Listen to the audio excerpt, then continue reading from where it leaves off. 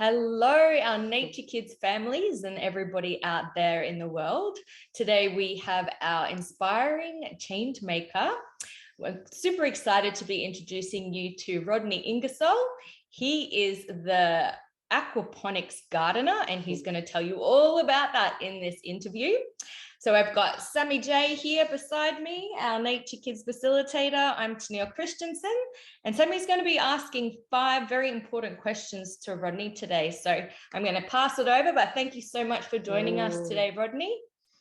Yeah, no worries. Looking forward to it. Yeah, awesome. Thanks for being here. So we'll jump straight in. So Rodney, can you tell us a little bit about yourself and what you do to fill your day with work and play? Well, you start with the big ones first. Yeah. Rod Ingersol, aka Aquaponic Gardener or Aquaponic Guy. I've called many things over the years.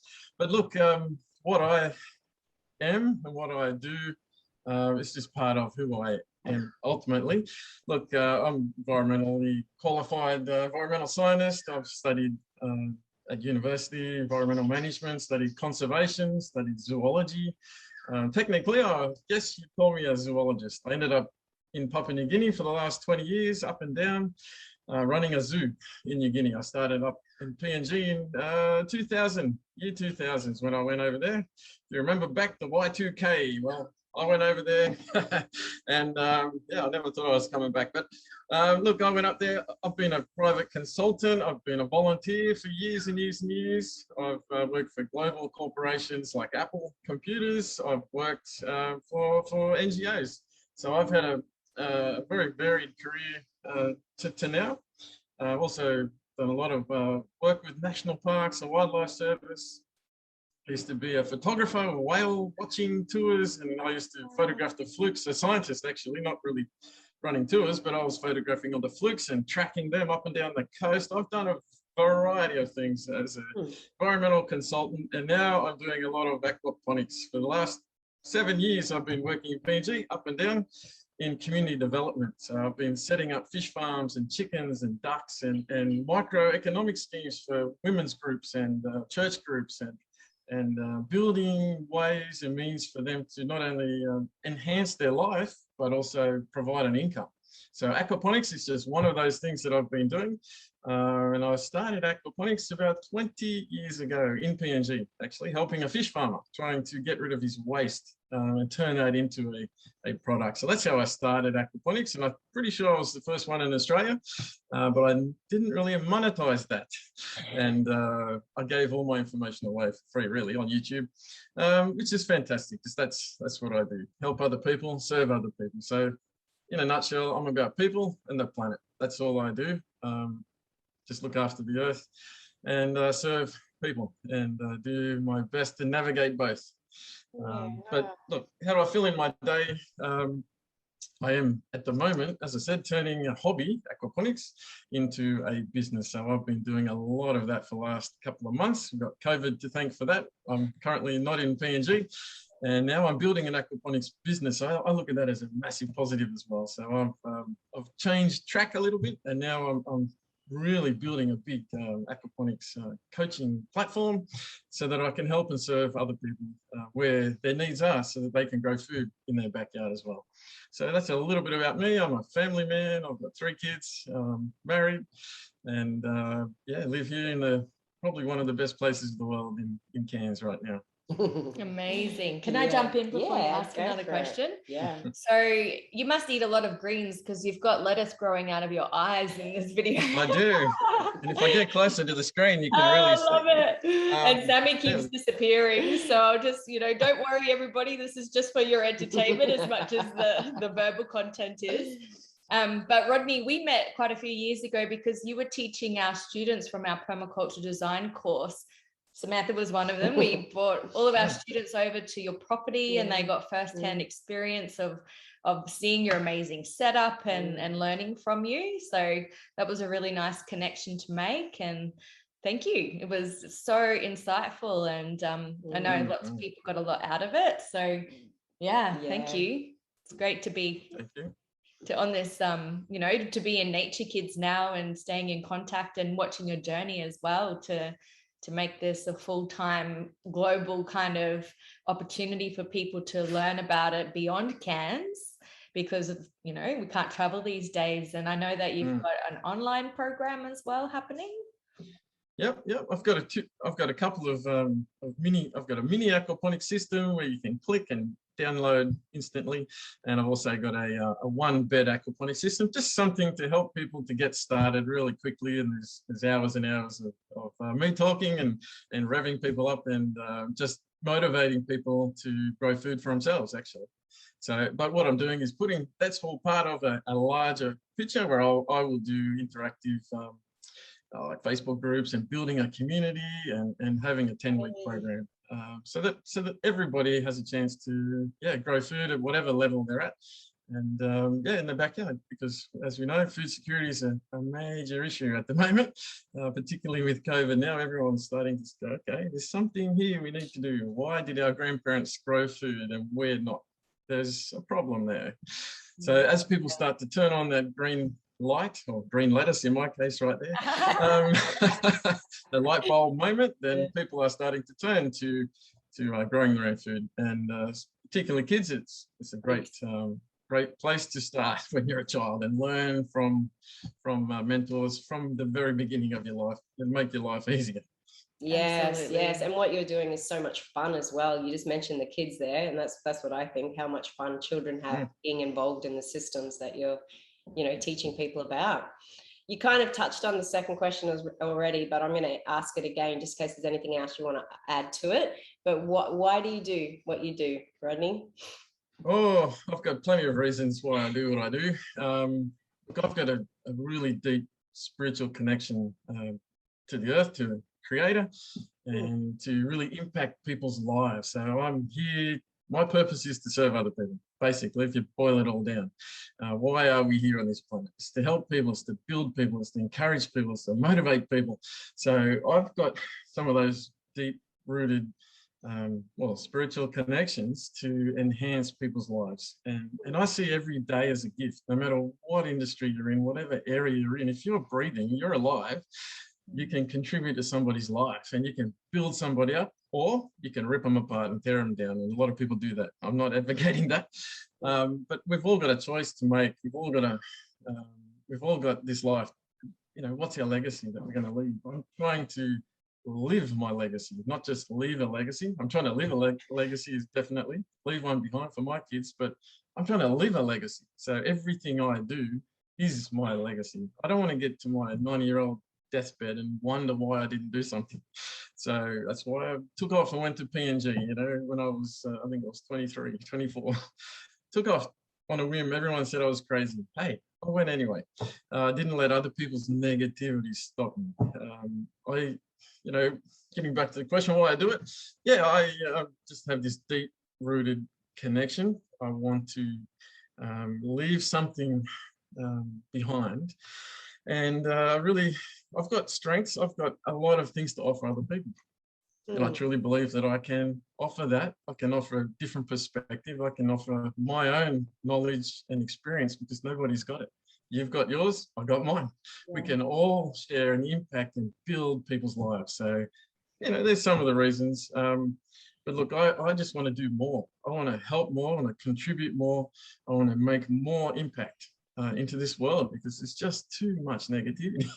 There's just too many distractions for people. So if we can be maybe sometimes a lone voice, but if we can build somebody up, if we can educate and we can encourage a young boy, like when I was really young, I had a teacher at school that motivated me to plant a couple of trees in the backyard. Well, he's long gone, but he never knew that I would, in my honours degree at uni, never knew that I would put Iluka Nature Reserve, as an example, which is in New South Wales, on the world stage, and it then went on to become World Heritage listed area, all because of that one guy helped me to plant a tree.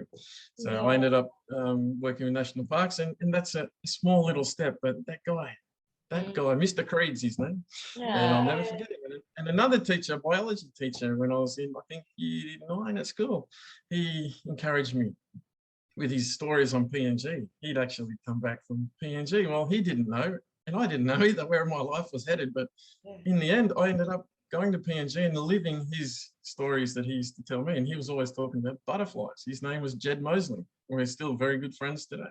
So we all have a connection if we can connect with people and uplift people, regardless of where you are, who you're talking to, and be teachable. The sky's the limit. You can help anyone. You can do anything. So why do I do it? I want to help more people. I want to serve more people in all areas of life. Yeah. Thank you. Yeah, it goes way beyond the your salad bar patch behind you. Exactly. That's the dressing. Is that in your backyard? Salad dressing.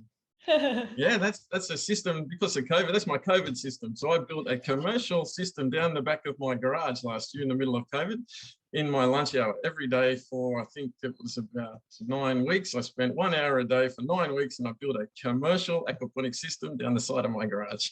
Additional. So I've got 7 systems in the backyard now. So that I've got a showcase. So I can show people 7 different ways of doing things.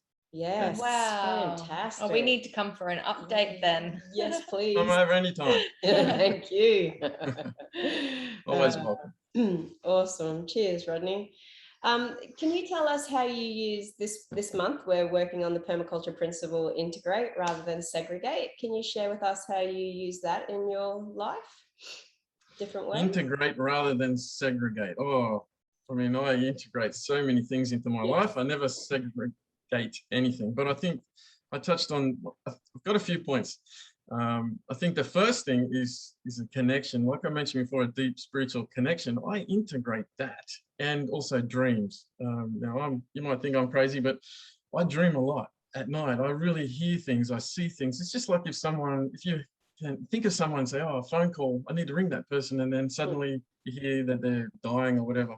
It's some sort of spiritual connection. So I try and integrate the spiritual level into reality, and I take action steps according to what I dream, according to what I think, and experiences that I have. So that's the first thing. I take the dream world and the thought processes that I have and the connections I make with other people, and I turn that into something, and I turn individuals' knowledge into something that will benefit even more people. So I don't segregate different people, I integrate people. So that's one. Secondly, from a food production type system, we're talking about food here in the earth. Look, I'm doing aquaponics, but I don't do that as a standalone system. Now, I'll talk about aquaponics in a second, but what it actually is, because we haven't touched on that yet. But what I try and do is I have a holistic view, a permaculture view of my food growing ability. So I've got all sorts of things, grass swales, and I use nature and landscape and compost and worm farms, and I also have aquaponics. So it's one way that I integrate using a waste product, because that's the next point, turning a waste product into food production. So I integrate, say, containers. In this photo you see there, they're fiberglass tanks. Now they are an actual aquaponics design tank, but what I mostly do is use a recycled material, like it's called an IBC tank, which is, you might have seen them, or bulky bins, some people call them, or tote tanks. It's a big meter square tank with a cage around it. You see them on all wharfs, basically in all areas of the entire world. They transport food around the world, and oil and other things, but try and find food grade. But you use that, it's a waste product. So I chop those up and I use them as tanks, and I use that to make garden beds and fish tanks. Another way that I use integration is fish waste. Now, if I was just in the aquarium industry, I would have a problem. If I was just in, say, if I was growing fish like a barramundi farm or something, I would have a problem, because too much nutrient kills fish.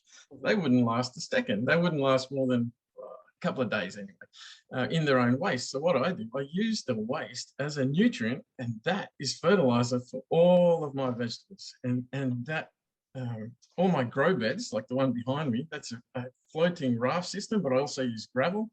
And all of that becomes a biological filter, a living, breathing biological filter for my fish. So the fish benefit from filtration. They benefit from their waste, which has disappeared because it's being utilized and used as from a sustainable source into vegetable production. So I eat the veggies, I eat the fish, and the fish benefit also by oxygen because the water goes back around and cascades down, and I use gravity. I introduce gravity into my system, and by using gravity, I'm not using electricity as much. I'm saving money.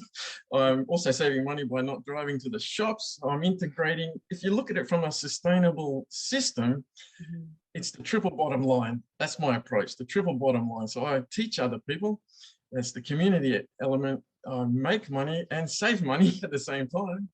And it's also sustainable. So that is the triple bottom line that all businesses are trying to achieve. Yes. If you just integrate your knowledge, you can achieve a simple thing like that in your backyard. So I'm not a big farm, I'm a small guy in the backyard. But when you integrate nature into an idea, hey, the world's out there. You can do anything. And from another point of view too, you build a community. So I'm building a community as well, much like you ladies are. You're building your Nature Kids community and Earth community there. Well, I'm doing the same thing with aquaponics community. So like-minded individuals can come together, learn from each other, and benefit from everybody's collective experience. So you integrate knowledge and you can build something fantastic, and everybody wins. Everybody gains from that process. So there's no point being alone. Everyone should work together. We're not called to be apart. We're called to be one, aren't we? So as a collective. So if that's my viewpoint, if you can integrate such things into our own business, the sky's the limit. You can do anything. Yeah. Awesome. Thank you. So our next question is, what advice would you give to our Nature Kids families about being earth carers?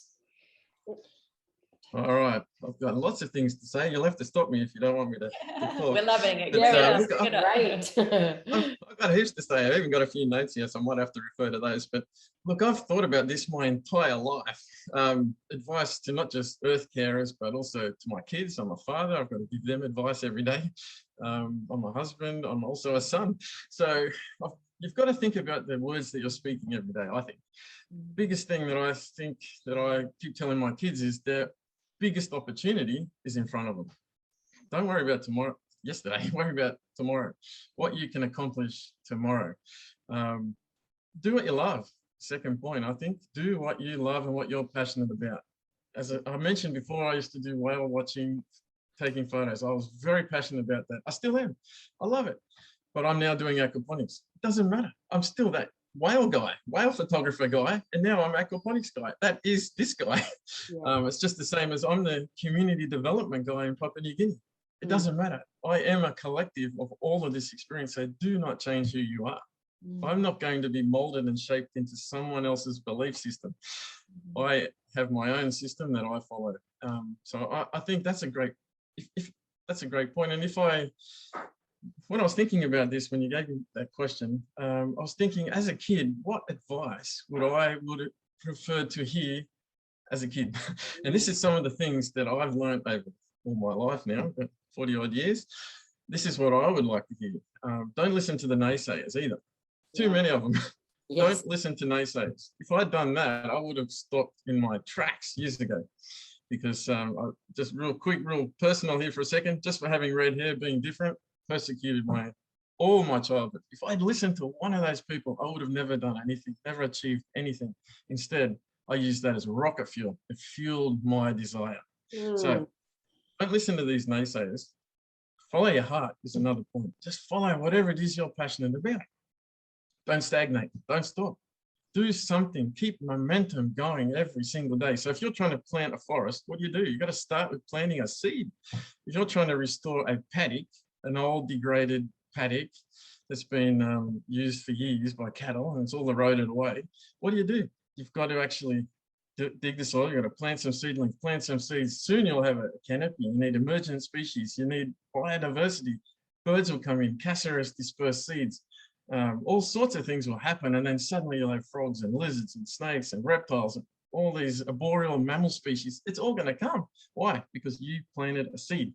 So action steps, little things each day. Don't stop doing the small things to build a greater, something greater in the future. But you've got to feel as well and connect to something. If you don't connect to something, you'll fall for everything. So you have to be passionate about something and follow it. Follow your dreams, follow your heart. Don't listen to other people. And belong to a community as well. So you've got your community, as I touched on. I've got a community that I'm building as well, whether that is, you know, a farming community or your local church or your local sports club or whatever it is. Belong to something. Belong to a community so you can connect, you know. Yeah, so don't lose hope. Just keep going, don't stop, and stay motivated, stay committed, because that's the worst thing you can do is stop. If you stop, nothing's going to happen, whether you're restoring a field or you've got a business opportunity, a business idea, or if you've got a school that needs restoration and you're wanting a veggie patch or a worm farm or compost heap. You've got to start somewhere. Don't stop. Just have the idea, but little tiny action steps along the way, and you can achieve anything. As a kid, real quick example, I listened to David Attenborough as a kid. That's all. All I did was listen. I didn't really watch cartoons. I watched David Attenborough. As a result, my mind was conservation, protection of the earth, protection of the planet.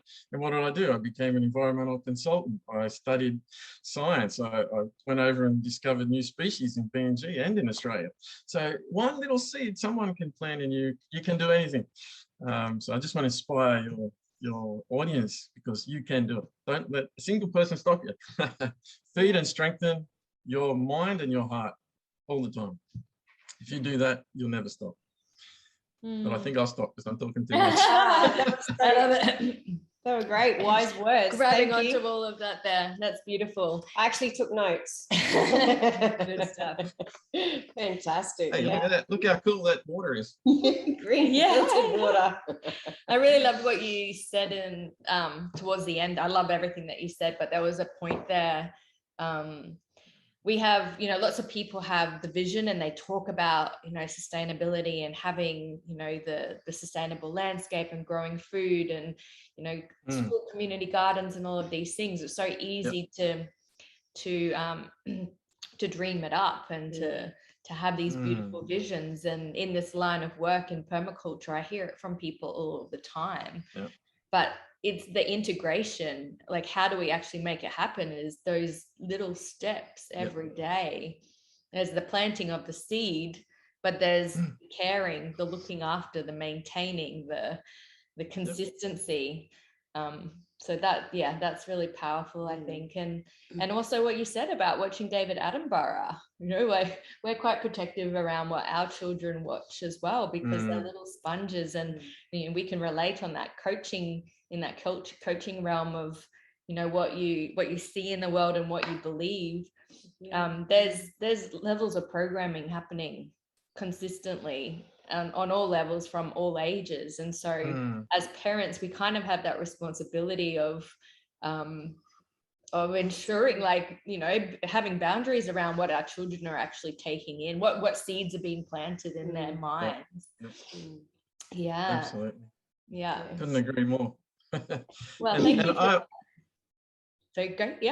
Sorry, I was just going to say that what I've found as well is that 80% of success, no matter what you do in life, is actually psychology. It's mindset. So if you think you can or you think you can't, you're right. You can do it. I think it was Dale Carnegie that said that. But if you truly think you can do something, you can do it. 80% of your mindset is actually believing you can. And the 20%, you can learn that in 5 seconds. You don't have to go to university like I did. I believe, because that's what I was told I had to do. It's in reality, I could have done anything else. But it's only 20% you have to learn. The rest, you believe. Yep, absolutely. Where we do our in live Nature Kids school holiday programs, at the end of the 4 or 5 days, we have a little ceremony with the children, and we give them a crystal or a gift of some kind, something that's like made, a little bracelet or something. The crystals were a hit. To congratulate them for being earth carers. And I still see the little kids that have come along, and they're just like, they really own it. They believe it and they're proud. And it's like, I'm an earth carer. And we've talked with them for those, you know, few days that we've been with them around composting and recycling and growing our own food and finding our fun in nature and leaning into nature to ground and for our, you know, for connection and belonging and those things that you touched on. So that's our little like planting of the seeds in the short time we have with other children. Yay. Well, we only have one question left, and I'll ask you this one, but you also mentioned that you haven't really explained aquaponics, so we want to give you the opportunity to do that as well. But the last question is, what do you love most about nature? Oh, that's a big question. What don't I love about nature? Look, I find peace and solace in nature. I'm connecting with my creator. I find majesty in creation. For me, when I go to the bush, then I feel that I learn the most. I feel things, I see things, I dream more. If I'm separated, if I live in a city as an example, which I cannot do, but if I did, and I'm disconnected from nature, I suffer personally, I suffer creativity, my creativity suffers, and it's a disconnect. So if you're disconnected from nature, I find, then pretty much everything starts to dry up and you become bitter and twisted. And, you know, look at it, anyone in the city, I'm not picking on anyone, but you just think about city life versus wherever else you are in nature. I mean, you're with the birds, you're with frogs. I just love the like different species and the biodiversity. As an example, in Papua New Guinea, I'll just use this one as an example. The rainbow eucalypt. I love the rainbow eucalypt. It's just all this rainbow bark. I don't know if you've ever heard of it before, but it's a eucalypt. It's native to New Guinea, but also Philippines and Singapore, I think. Not Australia. I don't know that it's even here, but I've only seen this in Papua New Guinea into really remote fringes of rainforest. And it's a tree that has majestic, all these colors of the rainbow, and it's nothing like it. It just glows in the middle of nowhere. I just love that I can discover new things like that. I love tree kangaroos. I love long-beaked echidnas, not just the short beak that we've got here in Australia, but I found a new species, well, not new, it was known to science, this one, but long-beaked echidna. I never heard of it. And then suddenly I saw this echidna with a jolly snout on it that long, and I thought, this is the weirdest looking echidna. I've got them back home, but they're not with the big snout. I love being surprised. You know, who's heard of a tree kangaroo? All our American friends. I often have people over at my place, all sorts of backpackers, and helping me in the yard and other things, and visitors, and they think I'm joking when I say a tree kangaroo. Like, it's unheard of. Everyone's heard of little tiny kangaroos and wallabies jumping around, but living in a tree, I'm serious, they do. You know, I've bred these things. I've interacted with all sorts of species in nature and gone out and found frogs and reptiles and snakes just because I want to. I feel connected. So if I don't go into the rainforest deliberately or climb a mountain deliberately to find a high alpine species of frog, then I'm not living to my full potential, because I can just feel connected. When I get to the top of a mountain, even if I'm by myself. Last week I walked to Cairns, by the way, from Cairns. It's not that far really, it's just straight up, but it's like 10k, it's not far. But I deliberately did that to clear my mind. I just wanted to clear my mind, the stress of the week, the month, the year, and I just went for a walk. And you know, I do that because I come back down. Not only am I fitter and healthier, but more than that, I can think very clearly when I come back, and I go, okay, I'm going to build an aquaponics coaching program, as an example. You know, you're more creative. So I find solace in nature. When I'm hurt or struggling, you know, it's a healing time for me as well. So without that, I can't move forward. So I can't live in a city, just me personally. If you can, fantastic, but to your viewers, but I cannot. If I did, I'd have to have aquaponics on the veranda inside. I'd have to have veggies growing in the windows. I'd have to have pot plants with veggies growing everywhere, and then I might feel okay for a month. Otherwise, I need to go in a rainforest. I need to go for a walk. I need to and connect. Yeah, absolutely. Yeah. Did you hear about what's coming to the cities though? No. there's new cities evolving, and they've got rooftop gardens and aquaponics down alleyways. People are riding their bikes, they're growing their herbs in their balconies. There's community food shops and mending stations and forests. I'd love to be in one of those cities, but that's about the only one. It's great that we can build green walls. It's great that we can actually finally come to our senses. From a building design point of view. That's really great. There's definitely opportunity for green cities and sustainable cities. Yep. Yay. Well, let's we asked you our 5 questions, but could you tell people more about aquaponics and how they can connect with you and what you're doing to help people in that realm? Sure. Look, as I meant, I've got a website. You can check it out. I'm sure you'll put it in the description there, but Aquaponic Gardener. Aquaponicgardener.com will get me. And from there, I've also got a YouTube channel, and I've got Instagram, and I'm trying to be more social on social media, building a community, building followers there. But what I'm doing, I won't say trying because I'm doing it. I changed the language. What I'm doing is building a coaching platform, a coaching program, so I can take people through step by step, simply all the different things you need to do to learn how to build aquaponics, grow food for yourself. So what aquaponics is, essentially, is it's the practice of growing fish and veggies together in a small container. So it could be the size of this one behind me, which is quite large, or it could be in a pot plant. You could stick a pot plant above a fish tank and a little tiny pump and pump the water to the top of the fish tank. That's aquaponics. You could grow lettuce in the top of your fish tank inside, and that also becomes a filter. So it doesn't have to be complicated.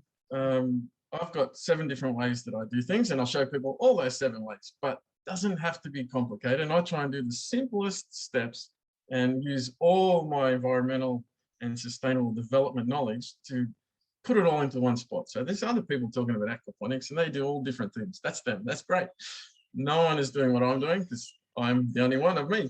So I'm incorporating sustainability at every single level, whether that's energy, whether that is the type of fish or the type of vegetables, or how you use integrated pest management to get rid of bugs. And I don't use any other sprays other than the ones I make, as an example. But it's all integrated. Aquaponics, as I said before, it's a waste product. You're taking things out of a waste stream. That's what I advocate. But it essentially is a closed loop system. So you pump the nutrients from the bottom, from the fish, that becomes a filter. You eat the veggies and you eat the fish, and it just keeps cycling around. Uses less water, 1/10 of the water of traditional soil gardening, and it just keeps recycling. You lose a little bit through transpiration and evaporation, but other than that, you don't stand there all day watering. And you know where your food's coming from. It's right there in the backyard, just like permaculture. You go outside, you can pick it and eat it. It's fresh, it's organic, there's no pesticides, no fertilizers, anything. It's all at table height. I've got a bad back, so I don't want to bend down. So everything for me is at table height, and that's the beauty of it. You can adjust the height of this thing as well, so you never have to bend. There's no digging either. No digging, no bending, no lifting. For me, it's perfect garden. It's a lazy gardening approach I do. Let the fish do the work. I just feed the fish. Benefits. So what I'm doing is I'm putting all my knowledge in all areas of walks of life, whether it's motivation, it's mindset, it's organic vegetable production, it's fish husbandry, it's zoology, it's everything all into one package. That's what I'm building. And I also do free live events as well often, and all that's advertised in my Facebook group. So if anyone wants to join that, it's a private Facebook group, and I go in there live each week. And then I also do 5-day challenges, I call them.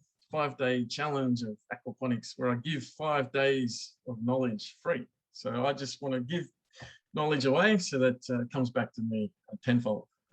Principles of sowing and reaping. Hey, so that's what I do, and I'm building a program around it.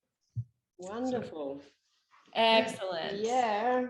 Well, I can only see success and more gardens growing across the nation and in a very sustainable way. Yeah. Thank you so much for everything that you've shared today. We will pop those links below so people can connect. Yep. Anything else you want to add, Sammy? No, I have lots of questions, but I'm going to get in on that Facebook group and do one of your courses too, I think. No, Please do. You're welcome. Everyone's welcome. Yeah.